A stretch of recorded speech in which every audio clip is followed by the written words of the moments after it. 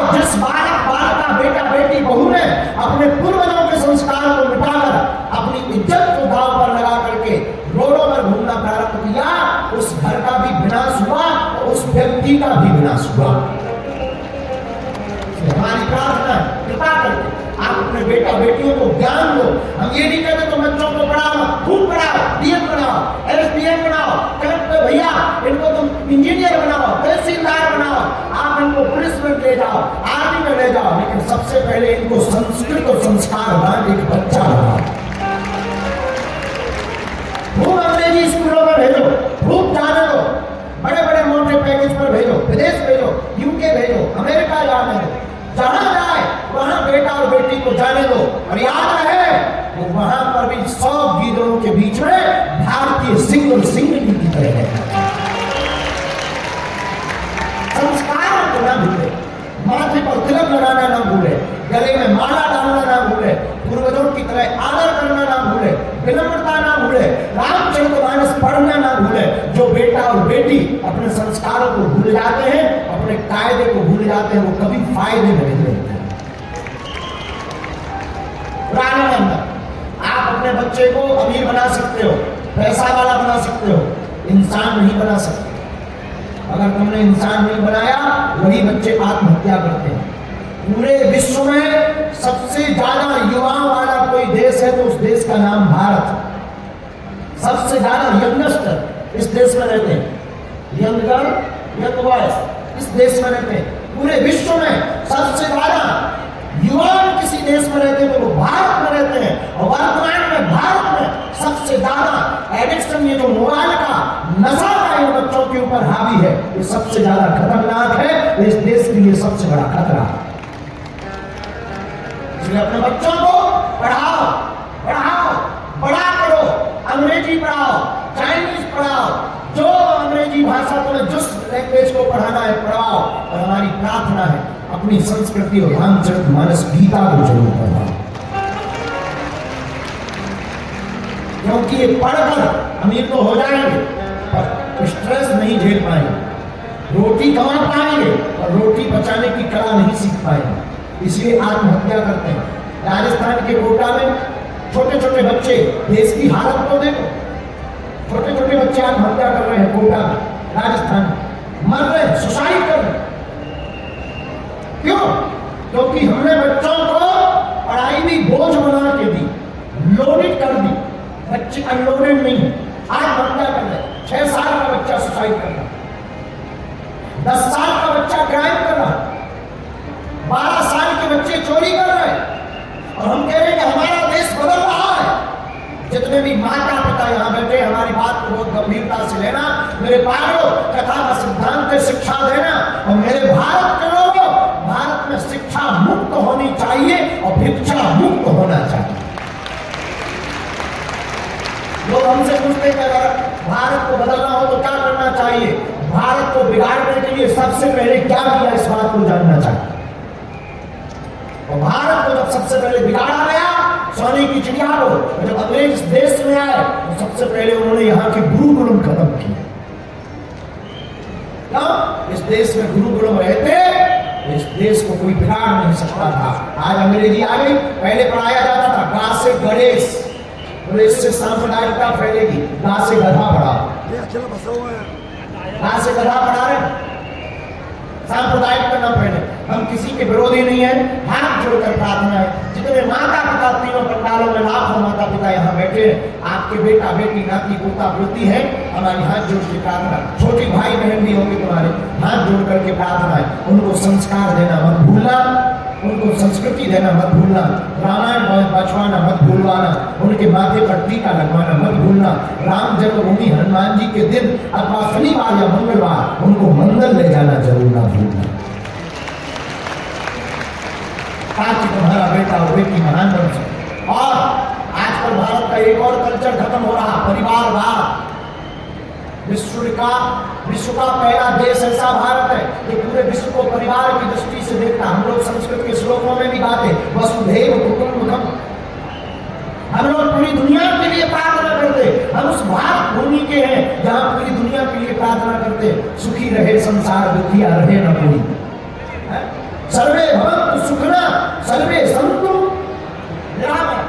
हम उस देश से जहां सबके लिए प्रार्थना करते हैं, लेकिन आज हमारे भारत में भाई भाई साथ में नहीं रह रहा, भाई बहन साथ में नहीं रह, बेटा बेटी साथ में नहीं रह रहे, बाप बेटा साथ में नहीं रह रहे, एक छत में रहते हुए भी दुनिया है। भारत का परिवारवाद खत्म हो रहा है। मेरी प्रार्थना है व्यासपीठ के माध्यम से भोजन, भजन, भवन, इन तीनों को एक साथ जरूर रखिएगा। भोजन करिए तो पूरे परिवार से शाम के समय इकट्ठा होकर के करिएगा। भजन करिए, पूरे परिवार को बैठा लीजिए, सुबह नहीं तो शाम एक आदत डाल लो। पूरे परिवार में तुम शांति चाहते हो, तुम चाहते हो घर में क्लेश ना बने, तुम चाहते हो घर में उपद्रव ना बने, हमसे उपाय ले जाओ, कल से प्रयोग करो। शाम को नहीं, रात को 10 बजे फ्री होते हो, 11 बजे रात को पूरा परिवार एक कमरे में बैठो, हाथ में मंजिया लो, ढोलक बजा सको तो ठीक है, नहीं तो मंजिया लेकर के गाओ सीताराम सीताराम सीताराम कहिए, जानी विद्या के राम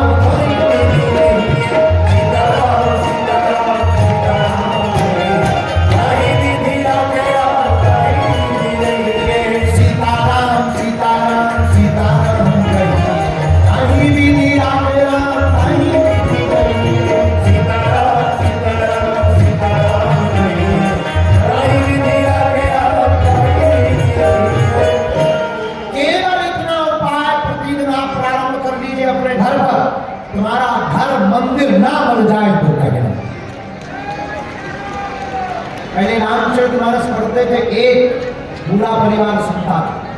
याद है रामायण पढ़ते थे दादा परदादा, पूरा परिवार भोजन करके सुना करता था, परिवार में एकता रहती थी। आजकल परिवार की एकता नष्ट हो गई, भारत की संस्कृति नष्ट हो जाएगी, भारत का अस्तित्व खतरे में आएगा। इसलिए मेरे भारत के लोगों, तुम हमारी कथा सुनने आए हो तो कुछ लेकर जाना, अगर कथा सुनकर तुमने कुछ बदलाव नहीं किया तो तुम्हारा बैठना भी बेकार है, तुम्हारा समय गवाना भी बेकार है। कुछ करो या ना करो, परिवार के साथ भोजन करना जरूर प्रारंभ करिए, एक साथ मेरे प्रियजनों। पूतना मौसी का वध हुआ, भगवान को बचाया, आगे संकटासुर का वध हुआ, भगवान किसी भी गुण को नहीं, अवगुण को नहीं देखते, पूतना मौसी को जलाया गया। भगवान का तो एक स्वभाव है, न जाने कौन से गुण पर दया निधि रीझ जाए, यही सब ग्रंथ कहते हैं, यही सब वेद गाते, न जाने कौन से गुण पर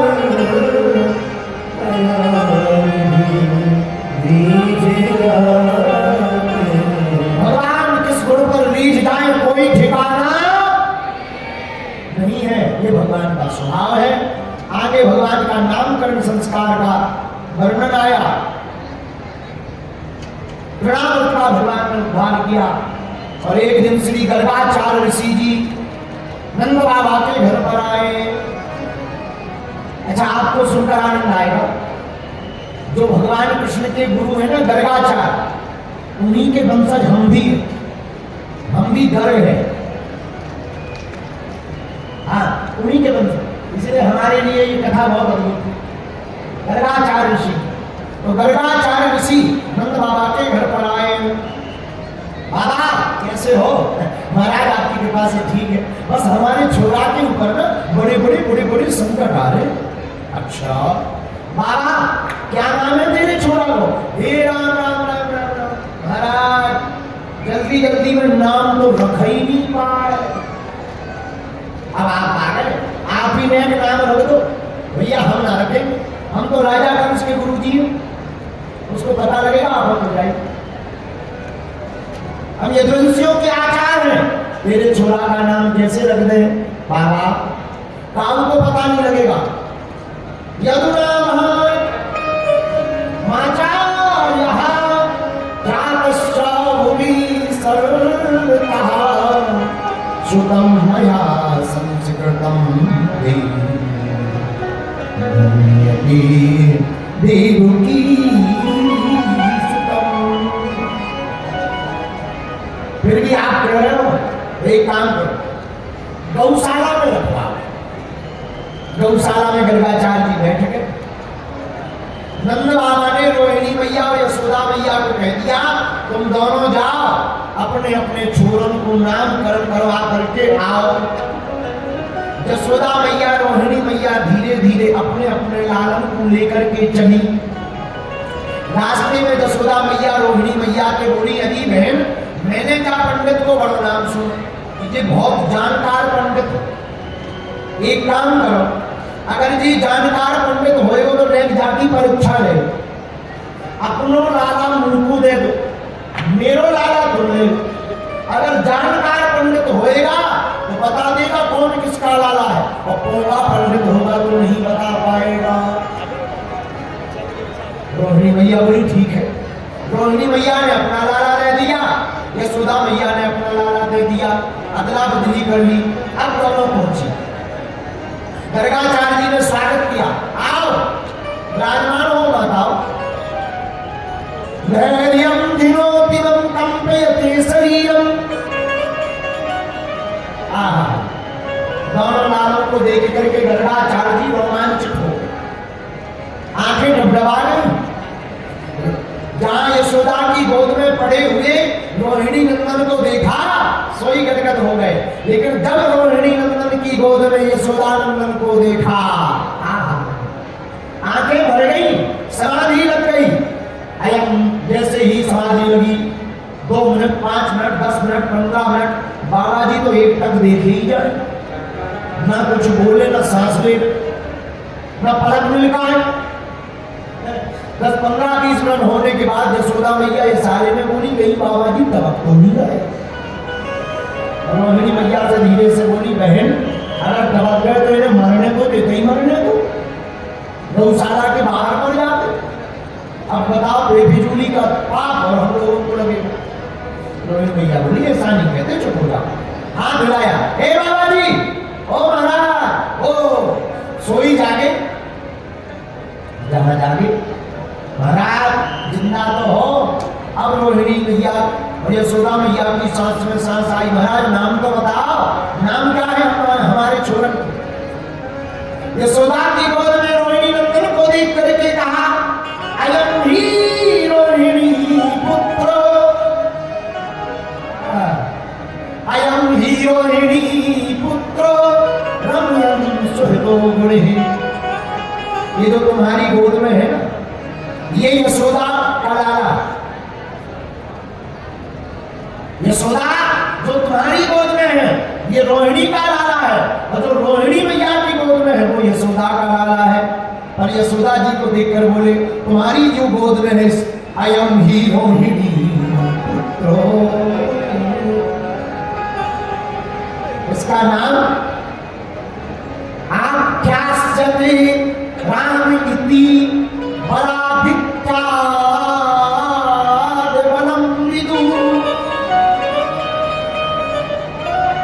ये बहुत बलवान होगा, इसकी भुजाओं में बड़ा बल होगा, लोग देख करके डरेंगे। ये जहां अपना हल मूसर रख देगा दौड़ लग आएगी। भैया ये रोहिणी जो पुत्र है इस बालक को लोग बलराम कह करके पुकारेंगे। बलराम भैया की बलराम है। यशोदा मैया रोहिणी मैया आंखों में बात करके बोली कुछ भी कहो बाबा पहुंचो वो है, पोंगा पंडित नहीं पहुंचो वो बाबा है। और रोहिणी मैया की गोद में जो यशोदा नंदन है उनको देख करके कहने लगे श्री गर्गाचार्य जी मैया तेरे लाला के तो अनेक नाम है, कोई चित चोर कहेगा, कोई माखन चोर कहेगा, कोई मुरारी कहेगा, कोई माधव कहेगा, कोई गिरधारी कहेगा, कोई बनवारी कहेगा, कोई गोपाल कहेगा, कोई कान्हा कहेगा, कोई कनुआ कहेगा, कोई कन्हैया कहेगा, कोई कृष्ण कहेगा, कोई बंसी वाला कहेगा, कोई मुरली वाला कहेगा, कोई गिरधारी कहेगा, कोई छैल कहेगा, कोई छबेला कहेगा। इसके तो हजारों नाम हैं। पर यशोदा मैया हाथ जोड़ के बोली महाराज ये हजार नाम से नहीं बोले ना करो, एक बढ़िया नाम बता, एक नाम चाहिए। बहुनी संतिना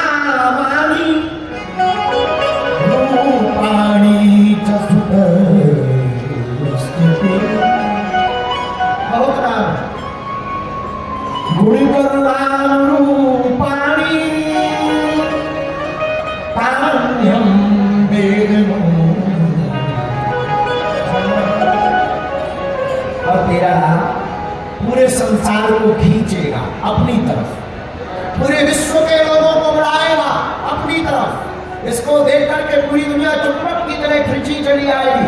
कर्षयति कृष्ण, जो संसार को अपनी तरफ खींचे उसी का नाम कृष्ण है। मैया ये सारे संसार के लिए आकर्षण का विषय होगा, सबको अपनी ओर खींचेगा। कर्षयति कृष्ण, लोग तेरे लाला को श्री कृष्ण भगवान कहेंगे। कृपा हो गई, प्राण को प्रणाम किया, मैया ने प्रणाम किया, दोनों माताएं चल पड़ी। और यशोदा मैया रास्ते में रोहिणी मैया से हुई, अरे बहना जी बाबा ने बड़े उल्टे फुल्टे नाम बता दे, लंबे लंबे।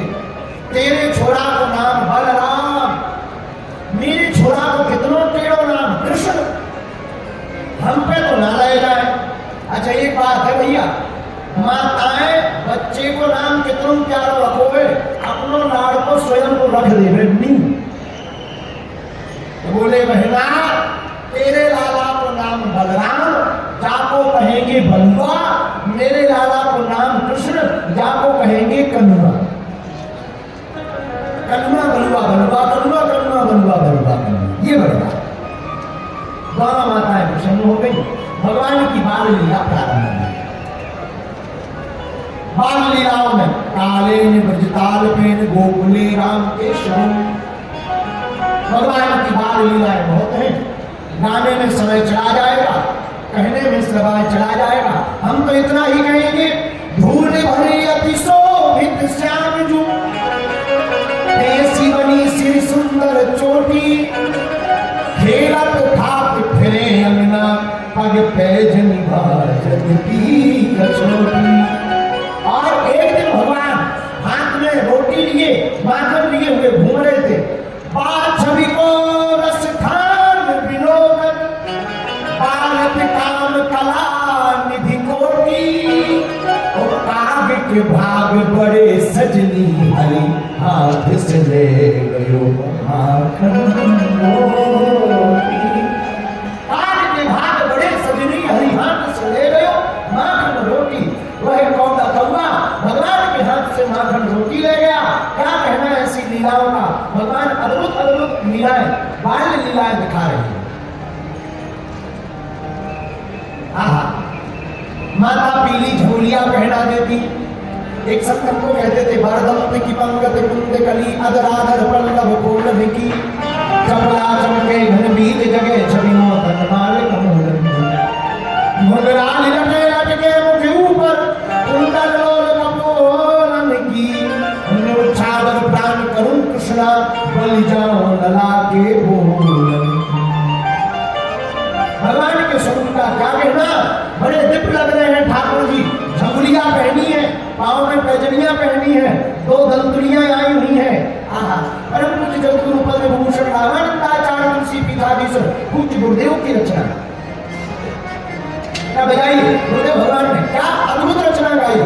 मानो सामने झांकी खड़ी हो, तेरी मंद मंद मुस्कानियां, तेरी मधुर मधुर मुस्कानियां, बलिहार ठाकुर की।